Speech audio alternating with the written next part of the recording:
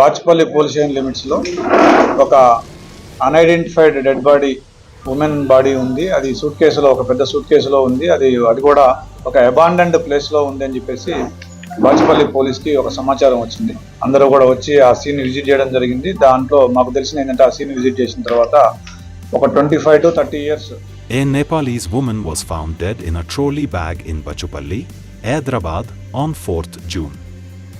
Police arrested her live-in partner, Vijay Topa alias Wilson, who confessed to killing her after a fight over her pregnancy.